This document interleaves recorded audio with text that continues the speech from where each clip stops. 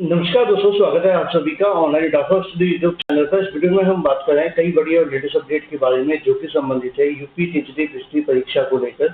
UP TGT बिजली 2022 की परीक्षा के बारे में, परीक्षा के साथ साथ एग्जाम कार्यक्रम को लेकर, एग्जाम के साथ साथ अगर बात की जाए टीजीटी बिजली 2022 की परीक्षा कार्यक्रम के लेकर बदलाव के बारे में, क्योंकि आप जानते हैं कि शिक्षा सेवा चयन आयोग के माध्यम से टीजीटी बिजली 2022 की परीक्षाओं को लेकर अब तक जो भी किया गया है उसमें सबसे बड़ी जो चीज देखने के लिए मिली है वो ये है कि तमाम मेहनत और मशक्कत के बाद में बार बार कहीं न कहीं टीजीटी बिजली परीक्षा को लेकर एन मोमेंट पर आकर के कहीं न कहीं जो बदलाव है वो देखने के लिए मिला है।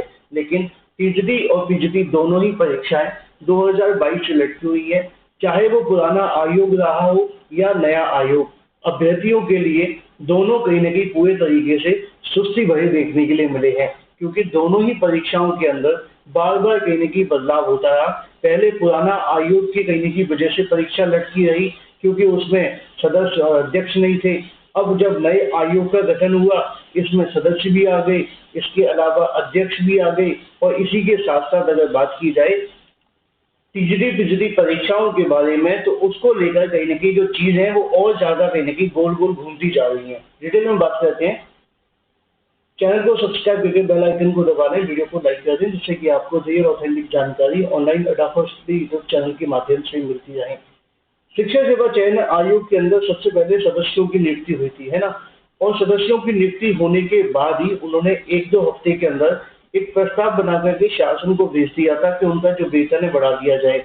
ये बात मैं जो आपको बता रहा हूँ ऑन रिकॉर्ड बता रहा हूँ, क्योंकि जो शिक्षा सेवा चयन आयोग के कहने के अधिकारी थे, उन्होंने क्या कहा था कि हमारा जो वेतन बढ़ा दिया जाए, वेतन बढ़ाने को लेकर प्रस्ताव जो आयोग के माध्यम से भेजा गया था शासन को, है ना। अब ये प्रस्ताव भेजने का मतलब क्या था कि वो चाहते थे कि उनका जो वेतन है बढ़ा दिया जाए, लेकिन आयोग ने वेतन बढ़ाया नहीं बढ़ाया इसके बारे में कोई जानकारी नहीं मिली। नियुक्ति के एक सप्ताह के अंदर अंदर जब आयोग के अधिकारी इस बात को लेकर भेजते हैं, तो इसमें कोई बुराई नहीं है कि उन्होंने वेतन बढ़ाने के लिए मांग कर दी, क्योंकि मैं कोई इसका विरोध नहीं कर रहा हूँ। लेकिन जो कहना चाहता हूँ उसको समझने की आवश्यकता है कि आप परीक्षाओं को लेकर भी तो प्रोसेस करिए। अभी तक आपने पुरानी भर्तियों को काम किया है, जो कि निश्चित तौर पर सराहनीय है। जो पुरानी भर्ती लटकी हुई थी, चाहे वो असिस्टेंट प्रोफेसर की हो, टीजीटी पीजीटी की हो, उसको कर लेना चाहिए। लेकिन नई भर्तियों के साथ साथ जो पुराने मामले वो पूरे तरीके से लटके हुए हैं। अब एक मामला आप सभी के सामने है, लिखा हुआ है कि यूपी शिक्षक भर्ती को लेकर बने आयोग ने कुछ काम नहीं किया और सैलरी बढ़ाने को लेकर प्रस्ताव भेज दिया। ये जानकारी आज की नहीं है, ये जानकारी जो है वो आप सभी के लिए तकरीबन देखने के लिए मिली थी 22 जून 2024 को। ठीक है, आज मैं आपको क्यों बता रहा हूँ, आज मैं आपको इसलिए बता रहा हूँ कि दोबारा 22 जून आने वाला है। एक साल पहले इन्होंने नियुक्ति के साथ ही अपने कहने की जो वेतन बढ़ाने को लेकर प्रस्ताव भेज दिया गया था कि भाई हमारा जो वेतन है बढ़ा दिया जाए। लेकिन वेतन बढ़ना तो छोड़ो, मुद्दे की बात यह है कि ना तो भर्तियों को लेकर तब कुछ हुआ था, ना ही आज कुछ हुआ है। पुरानी भर्तियां चलो एक दो पूरी हो भी गई, लेकिन टीजीटी पीजीटी असिस्टेंट प्रोफेसर को लेकर अभी भी जो इंतजार है बना हुआ है। अब मुद्दे की बात यह है कि टीजीटी परीक्षा को लेकर जब आयोजन करने का समय आया 14-15 को, तो आयोग ने 30 अप्रैल को एक नोटिस जारी कर दी, यानी कि परीक्षा से तकरीबन 15 दिन या 14 दिन पहले एक नोटिस जारी कर दी, ये कहते हुए कि टीजीटी परीक्षा अपरिहार्य कारणों से स्थगित कर दी जाती है। जबकि उससे पहले लगातार आयोग इस बात को लेकर दुहाई दे रहा था कि हम परीक्षा को लेकर तैयारी कर रहे हैं। 28 अप्रैल को कुछ अभ्यर्थी धरना प्रदर्शन करने गए थे, उनको आयोग ने दावा किया था कि परीक्षा 100% होगी 28 अप्रैल को, लेकिन 30 अप्रैल को नोटिस आ जाती है कि परीक्षा नहीं होगी। अब ऐसा ही एक मामला पीजीटी को लेकर है, क्योंकि अभ्यर्थियों के मन में संशय ऐसे नहीं आते, संशय कहीं न कहीं आयोग की कार्यप्रणाली को लेकर भी आ जाते हैं। क्योंकि 30 अप्रैल को कहीं न कहीं आयोग ने परीक्षा स्थगित कर दी, 28 अप्रैल को कहा था परीक्षा करा लेंगे।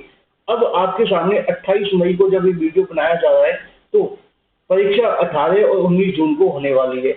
अभी तक शिक्षा सेवा चयन आयोग के माध्यम से इसके बारे में नोटिस जारी नहीं किया गया, और नोटिस तो छोड़ो, इसके बारे में कोई जानकारी भी नहीं आई है। हाँ, कुछ दिनों पहले परीक्षा केंद्रों से सहमति मांगी गई थी, जिसकी जानकारी मैंने आपको एक पृथक वीडियो के माध्यम से, यानी कि एक अलग से वीडियो बना करके बताया भी था।